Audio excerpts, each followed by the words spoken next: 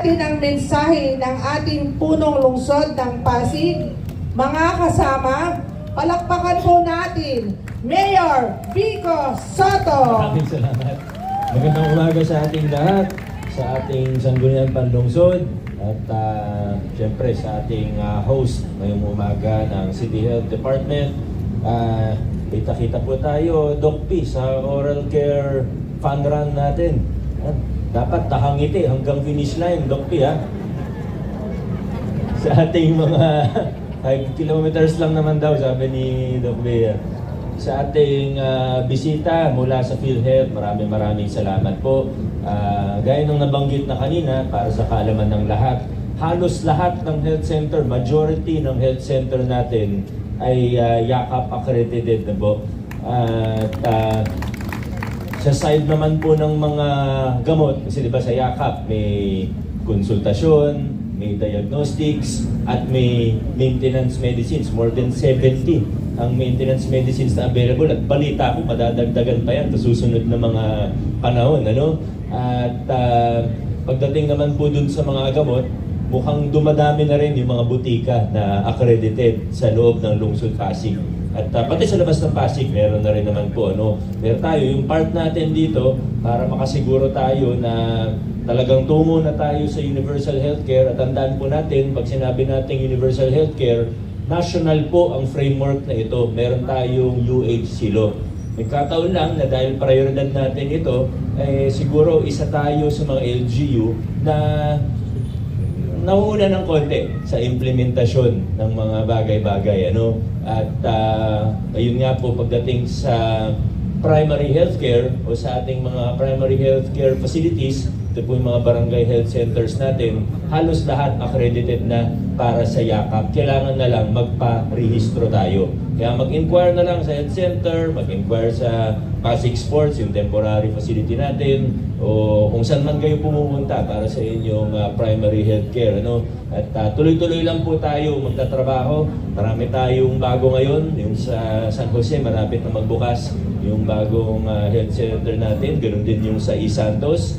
At may mga ilan pa, marami tayong bagong pasilidad, may mga pinapagawa, pinapaayos, talagang priority po. Makikita naman po pag tinignan ng lahat ng mga nangyayari sa ating lungsod. Kaya dire-diretso lang po tayo tungo sa universal healthcare, kung saan pinaka-importanting bahagi nito ang primary healthcare, preventive healthcare. Maraming salamat po. Magandang umaga sa ating lahat. Siyempre kasama yung dental healthcare doon sa primary healthcare. At adjourn na po tayo. Maraming salamat po.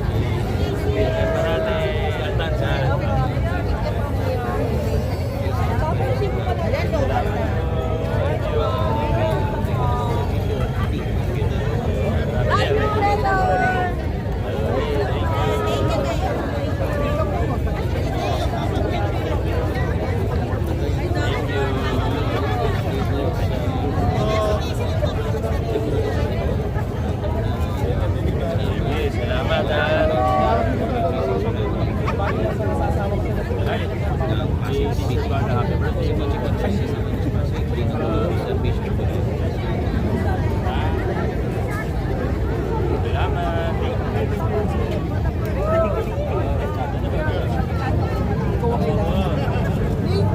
Salamat.